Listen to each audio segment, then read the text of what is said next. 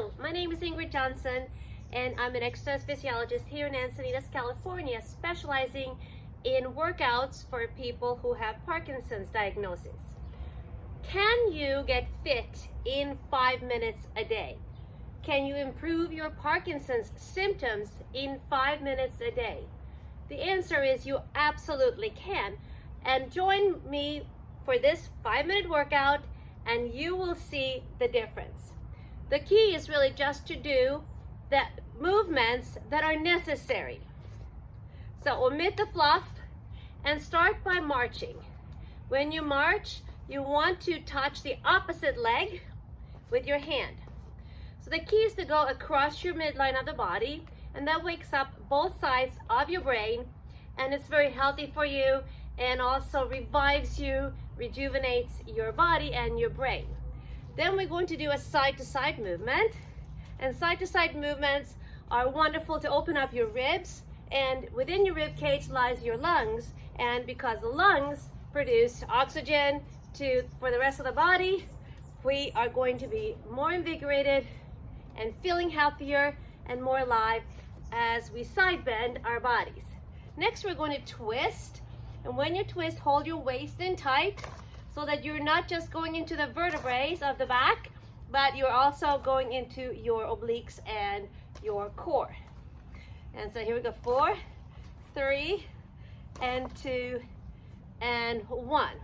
Next, we're going to go back to the legs, and we're going to take a leg across your body and back down. I'm going across my body and back down. Again, creating that really healthy, both sides of the brain movement. So as I'm going across, I could tap my hip a little bit, even more adding to the vitality and the vigor of this exercise. So you don't have to do very long for each exercise, you just want to keep on moving. And so 5, 4, 3, 2, and 1. Next, let's go ahead and rotate the shoulders. So because it's just 5 minutes, we're going to try to do 2 things at once, 2 things that complement each other at once. And why I'd like to do a little bit of a foot raise here for balance. And if that doesn't work, you can just lift your heel against your other shin. And then the other side. And when I do the other side, then I'm going to come forward with the shoulders and rotate that. Okay, I'm going to place 2 feet on the ground, toes turned out, and I'm going to bring my elbows together, open, close. This exercise is fantastic for your posture. Really lift your chest, engages the upper back muscles that sometimes can get long and weak. So 4, 3, and 2, and 1. I'm going to reach out my arms, and I'm going to do a little bit of it's called a plie squat, or also a sumo squat, but it's very healthy for your inner outer thighs as well as your glutes. When you are going down, make sure that your knees track between your first and second toe so that the knees stay healthy and safe. 4, and 3, and 2, and 1. Let's stay here and lift our arms up and down, up and down.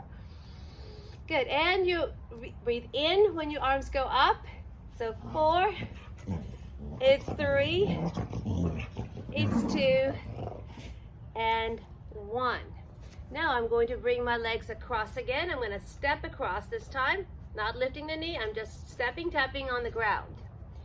So 8, 7, 6, 5, 4, 3, 2, and 1. Another very important movement pattern is to be able to double up your movement. So I'm going to double up the punch and double, double, double, double. And that really forces you to stop the movement and return. So change of direction and stopping a movement at your will is a very good exercise and a drill to have for both your brain and your body. So I'm punching twice, and one more time, I'm gonna punch twice. And we're gonna do the same thing with the leg. So I'm gonna lift the leg twice and this one twice. Twice and twice. If you wanna make this exercise a little more difficult, you can add the arms. So it's gonna go 1 and 1, 2, 1, 2, and 1, 2, 1, 2, 1, 2, and last one. And here we go. Now let's not forget backward kicks. So we want to make sure that our hamstrings, the back of the legs, are also being worked. So I'm going to kick really basically up towards my butt. So 8, 7, 6, 5, 4, 3, 2. I'm going to add a cross-body movement to this.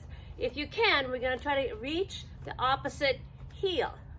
That might need to be a little slower, and that's okay, as long as your movements are rhythmical. If your movements lose the rhythm, they become arrhythmical, stop the movement and then start again. So 4, 3, and 2, and 1. Awesome. Let's go ahead into a leg kick out to the side. So out to the side and kick.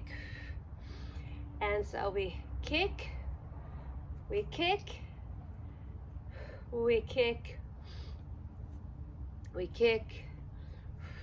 And the arms are of course optional. The main thing is that we are getting a lateral movement for your leg. And one more. Okay, let's do the other side. So lift with your arms if you like or not.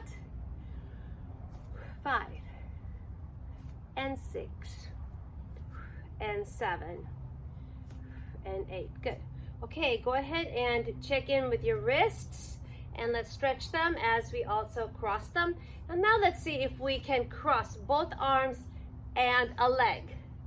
So 8, 7, 6, 5, 4, 3, 2, and 1. Okay, last we want to check in and see if we can do unilateral movements or bilateral movements. So both are important. So I'm going to step back with my left leg and reach forward with my left arm. Okay, so this is called a unilateral movement. I'm moving the same arm, same leg. So sometimes the brain works really well doing unilateral and not so much bilateral, and vice versa. So we do both. 3 and 2 and 1. Okay, let's do the other side.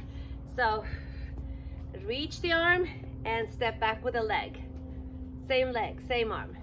4 and 5 and 6 and 7 and 8. Okay, now let's go into bilateral movement. So I'm going to do opposite arm, opposite arm and leg, and come back.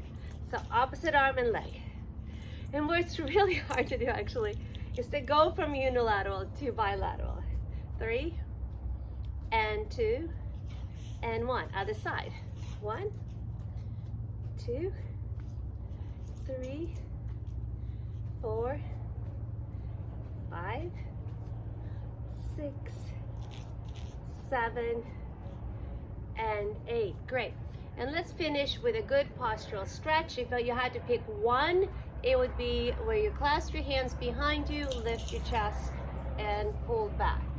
Any amount will do. Thank you so much for joining me, and I'll see you again next time.